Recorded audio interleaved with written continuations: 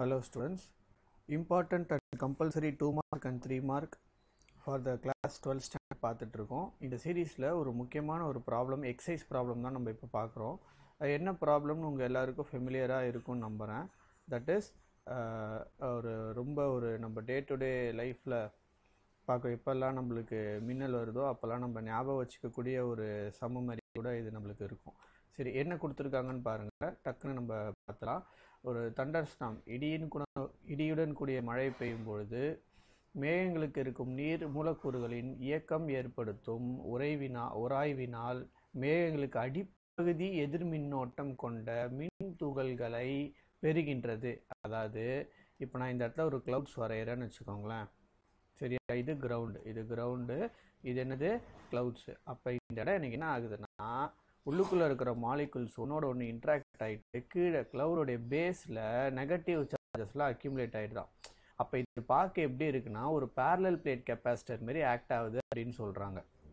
அப்போ இதோடைய டிஸ்டன்ஸ் எவ்வளோ கொடுத்துருக்காங்கன்னா 1000 மீட்டர்னு கொடுத்துருக்காங்க. எவ்வளோ கொடுத்துருக்காங்க? 1000 மீட்டர்னு டிஸ்டன்ஸ் கொடுத்துருக்காங்க. அப்போ நம்மளை இப்போ என்ன கண்டுபிடிக்க சொல்கிறாங்கன்னா எவ்வளோ வோல்டேஜ், எவ்வளோ பொட்டன்ஷியல் டிஃப்ரென்ஸ் டெவலப் ஆகிருக்கும் அப்படின்னு கேட்குறாங்க. ஸோ இதுதான் வந்து நம்மளுடைய first question. Voltage equal to என்னது? Electric field into distance. இதுதான் நம்மளுடைய ஃபார்முலா. அப்போ electric field that is dielectric value எவ்வளோ கொடுத்துருக்காங்க? ஏரோடைய டயஎலக்ட்ரிக் வேல்யூ எவ்வளோ? 3 × 10⁶ கரெக்டாக? 3 × 10⁶ இன்ட்டு டிஸ்டன்ஸ் எவ்வளோ கொடுத்துருக்காங்க? 1000 மீட்டர் கொடுத்துருக்காங்க. கரெக்டாக? டிஸ்டன்ஸ் எவ்வளோ? 1000 மீட்டர். அப்போ இதை மல்டிப்ளை பண்ணால் நமக்கு என்ன கிடைக்கும்னா 3 × 10⁹. எப்படி 9? இந்த இடத்துல 10⁶, இந்த இடத்துல இந்த 1000 என்னன்னு போடலாம் நம்ம? இந்த 1000 நம்ம 10�3ன்னு போடலாமா?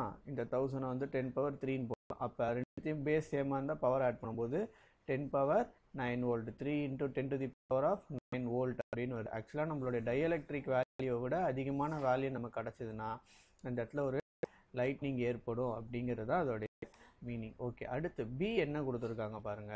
பி ப்ராப்ளம் வந்து ரொம்ப இம்பார்ட்டன்ட். இதுலேயே சப்டிவிஷன், எவ்வளோ தூரத்துக்கு நமக்கு பொட்டன்ஷியல் டிஃப்ரென்ஸ் ஏற்படும்? கரெக்டாக எப்போ நம்மளுடைய டிஸ்டன்ஸ் இன்க்ரீஸ் ஆச்சுன்னா. இப்போ பாருங்க, உங்களுக்கு ஆல்ரெடி நம்மளுக்கு இந்த ஃபார்முலா தெரியும். என்ன ஃபார்முலா தெரியும் நம்மளுக்கு? V = E × D. கரெக்டாக? V = என்னது? E × D. அப்போ V is directly proportional to D தானே?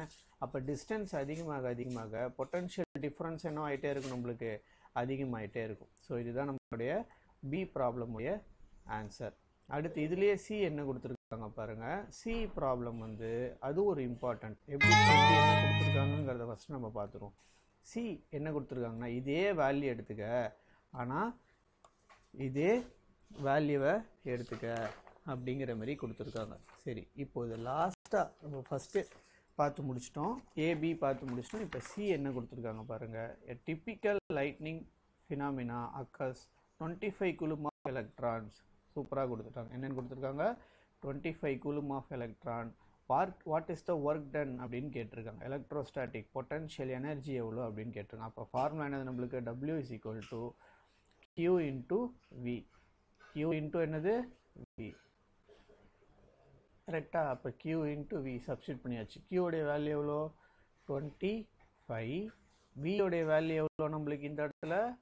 3 × 10⁹ ஸோ சப்ஸ்டியூட் பண்ணால் நமக்கு என்ன ஆன்சர் கிடைக்கும்? 25 × 3 எவ்வளோ? 75 × 10⁹ ஜூல்னு கிடைக்கும். ஏன் ஜூல் போட்டிருக்கோம்? ஏன்னா ஒர்க்கும் எனர்ஜியும் ஈக்குவல் குவான்டிட்டி. ஸோ ஒர்க்குக்கும் நம்ம என்னென்னு தான் போடுவோம்? ஜூல் தான் சப்ஸ்டியூட் பண்ணுவோம்.